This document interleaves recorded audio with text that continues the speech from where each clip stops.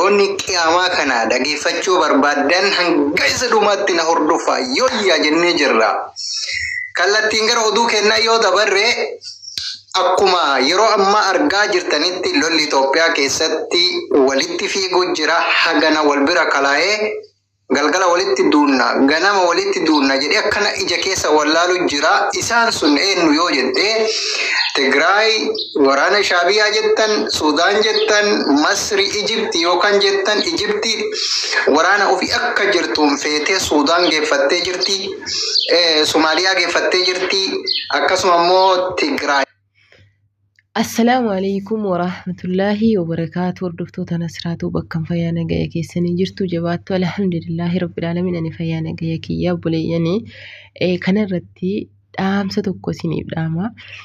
Naafu badhaamo wallahi billahi rabbiin kiyya ana arga ani sababa biyyi jaalladhuudhaaf viidiyoo kana waraabaa hin jiru wanni isin beekuu qabdan. Ani nama tokko yeroo viidiyoo kana waraabu torbii dhufaaru torbii kana keessaa jedhama mucaan kun qiyaamaan Itoophiyaatti bu'uuf deemti jedhe. Hayyee kana jecha isaa kana jalatti koomentiin fayyaanii yaa rabbi dhugaa godhi, yaa rabbi dhugaa godhi, wallahi akkas jechuudha. Yaa rabbi dhugaa godhi ka jedhu sana. Amma wanni kun ani fakkeenyaaf namni tokko yaani fakkeenyaaf sababa jimmaan taatee fi abiyyi waan deeggartuuf kanarraa haasoftee naan hin jedhina. Wannan irraa haasa'uu isin fahamsiisuuf jedhu yaa jamaa. Qiyaamaanii yoo buute biyya Itoophiyaa sana keessatti maaliif gammaddani? Lolli tokko hogguu dhufu maaliif gammaddani? Lolli yoo dhufe yoo ofii keenya biyya namaa kana keessa jiraanne lolli gaafa dhufe haadhuma keenya, abbuma keenya nu jalaa miidhama, olluma keenya nu jalaa miidhama, obboleeyyan keenya nu jalaa miidhama. Ani kan na dhibee gaafa manatti ta'u ijoollee jara koomantiiti jecha isaa kanarraa asalan namni tokko gaafa wanna tokko haasa'ee haasaan isaa sun laayikii argatee akkuma kana koomentii sobaanis haa ta'u dhugumaanis haa ta'u akkasitti namni babarreessee fi namni amma dabalatee waan sobaa wamantaan hin taane fidee intin jedhaa jechuudha. Amma warra yaanii bakka gammadee waan kana irratti gammaddanii ishoo yaa rabbi dhugaa godhi wallahi billahi nama meeqa koomentii akka jedhu kana arge jechuudha. Subhaanallah.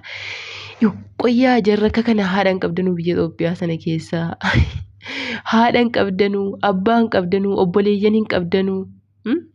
Ani bar ilaa an kanuma qofa gaafii natti taanaan viidiyoo kana waraabuuf ka'e malee wallahi dhimma biraatiif miti rabbii na arga jechuudha. Subhaanallah. Obboleeyyan wallahi rabbiin isin qajeelchu. Maaliif jennaani qiyaamaan yoo buute haadha keettis abbaa keettis ni buutii jechuudha. Lolli tokko yoo dhufe rabbi nutti hin fidin lola. Rabbiin nagaa nutti haa buusu. Akka malus akka ta'us rabbitu beeka. Rabbiin waan fedhu waan malu rabbiin nuuf haa godhu jechuudha. Kanarraa kanaaf immoo utuu wayiitii jechuudha. Utuu ka'ee lolli tokko dhufeetii biyya keenya kanatti. Lolli gaafa dhufe habiifti haati kee, abbaan kee, qabeenyi maatii kee waa meeqa akka badu beeki. Lola jechuun waan danuusaa akka inni balleessu kana beeka. Kanaafuu jennaani yeroo namni waan akka kanaa haasa'e yookiin dhiisaa yookiin immoo ammas ni danda'ameen gorsaa. Okay? Ila qiyaamaan biyya Itoophiyaatti dhufu jechuudha iseetu biyyitti dhufu jedhee bareeda yaani namichi kun jechuudha. Fakkeenyaaf jechuudha maaliif jennaan inni ofiisaatiif jibbaa biyyi qabaaf yookiin akkas jechuu jiru kuni otuu fakkeenyaaf qiyaamaan gidduu kana abiyyitti dhufaarti jedhee fakkeenyaaf jedhee bareeda. Itoophiyaatti qiyaamaan dhufaarti yeroo jedhu immoo jechuudha mee maaltu seenti dhagahama? Itoophiyaa ishiin hayyee jedhee mucaan kalaas kan sadhiisaa. Isin immoo warri gammaddanii yaa rabbi dhugaa godhi. Maal yaa rabbi yaa gooftaa koo yaa rabbi bara akkamii keessa jirra qoyyaa. Subhaana rabbi wallahi ani bakka uummata koomentii kana namni kun keessumatti ijoolleen durbaa kun mataa hin qabdu wallahi laazim dhiirra akkanaa miti jabaa dhugoota koo ittiin malee sayyoo. Qiyaamaan dhufullee hin jiru. Rabbi nutti illee hin fidinii otuu dhufee isimmoo jechuudha. Qiyaamaan dhufu kuni habiifti sillee hin hanqatu. Maaliif sin hanqanne? Ati yoo biyya namaa kana keessa jiraattes jechuudha. Obboleeyyan keetti qiyaamaan dhufuun, ollaa kan kee waa tokko balaa tokko irra bu'uun, obboleessi keessaa balola kanaatiin dhaqee waan tokko ta'uun Hiriyaanati beektu tokko sababii kanaatiin dhaqee lola kana keessa bu'ee waa ta'uun qabeenyi kee waa ta'uun kuni yaani gaafa sana qalbiitii cabsa moo sin cabsu? Akiid si cabsa jechuudha. Kanaafuu jennaani qiyaamaa yoo buute walumaan nutti buuti. Ati ka biyya namaa jirtus qalbii cabuudhaan ta'a. Umurii kee guutuu akka fayyaa hin taane jechuudha. Yeroo yaa Rabbi dhugaa godhi wanta ati Rabbiin kadhattuuf bar waa danuu isaa jira. Yaa Rabbi midaamii kana biraa na baasi. Mee bakka namaatiin na ga'i. Kuchiinaa namaa kana keessaa na baasi. Hammama namaa dhiquu keessaa shintibeetii namaa dhiquu keessaa yaa Rabbi na baasi utuu jetti Rabbiin kadhattee wallaahi obboleeyyan koomentii sanatu subhaanallahtu argitanii jechuudha. Bakka yaa Rabbi dhugaa godhi. Yaa Rabbi dhugaa godhi jedhu barjala yaanii hayyee dhugaa jettee jedhanii isaallee akkamitti jajjabeessu jechuudha. Kan isa jabeessu adii jabeessaa sundaantaa keessan immoo yeroo isin namni biyya Itoophiyaatti yeroo hunde yaa Rabbi biyya Itoophiyaa jedhamtu balleessi fa'i jedha ijoolleen tokko tokko. Yaa Rabbi biyya Itoophiyaa jedha yaa Rabbi biyya Itoophiyaa jedhamtu balleessi. Ho jarakka kana jedhu kana maadiri ani wallaahi haga fedhilaa jechuudha. Yaa ijoo wallaahi haga feetan abiyyi jibbaa jaalladhaas kuni waan tokko waan nama nagalchuun hin qabu waan fakkeenyaaf jechuudha. Abbaa fedhe namni deeggaruun mirgaa abbaa fedhe jibboollee mirga. Immoo biyya Itoophiyaatti qiyaamaan buudhaaf hin hawwinaa hadaraa. Lolli biyya keenyatti dhufuudhaaf hin hawwinaa. Biyya meeqaa tama kan lolli itti bu'ee jennaan barbadoofte baddi arguuf jirraa walumaan. Kanaafuu jennaan jechuudha dhiisaa lolli yoo dhufe kayrii tokko wanti inni qabu hin jiru balaa malee. Lolli biyya keenyatti yoo ba'e waa meeqa hatta yoo maatii kan keellee qaqqabuu dhiise jechuudha.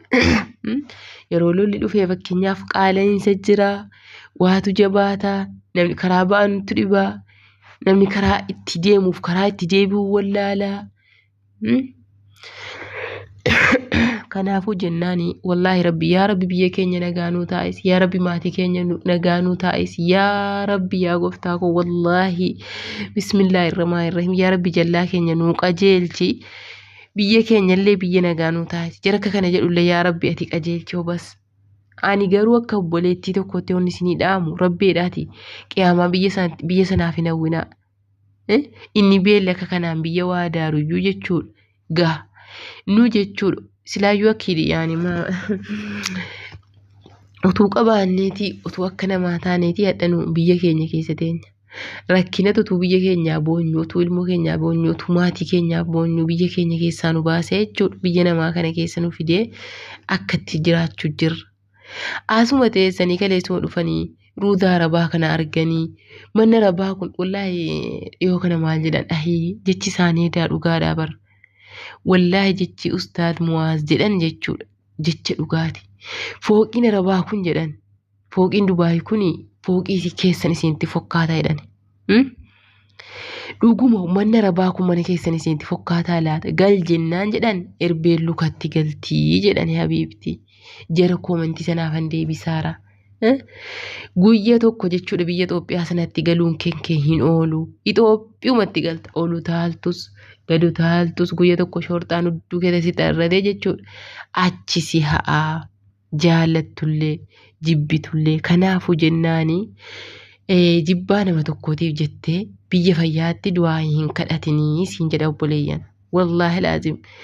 Subhaanallah asalan du'aan keessa hin taqabbalamu silaamaafis iyyuu wallaahi mustahina bada hin taqabbalamu wallaahi maal uummanni jedheen silaa baniin aadam biyyicha keessaa maatiin qabdanuu obboleessan qabdanuu obboleettiin qabdanuu haadhaan qabdanuu abbaan qabdanuu tayyib yoo kana hundammoo aalii dhabdan silaayyuu namni biyya aalii qabu abadan biyya ofiitiif qiyaamaa nawwu hiriyaa hin qabdanuu hiriyumallee hin qabdanuu. Akkamitti yaani gaafa qiyaamaan buudhiisi wagguunan tokko rakkatee beelee karaarra deeme rakkatu erga raasee kadhatuyyuu jechuudha. Akkamitti akka qalbiin nu cabu ofiif yaani arguu jirra. Maaltu qiyaamaa si hawwisiisa biyyaa? Akkasii yaa Rabbi nagaa biyya keenya nu buusi. Yaa Rabbi mirgaan nu galchi.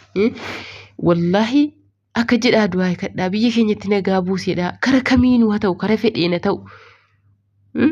Bas nagaa qofa kan nu barbaadu Rabbi nagaa nuuf haa buusu. Wallaahi baniin aadam maadiri akkanitti yaaduun beekuun Namichi isa kana immoo kan isa bu'u afaan kana banee qiyaamaa waa tokko qiyaamaan buutu hin jirtu us jedhii taa'e.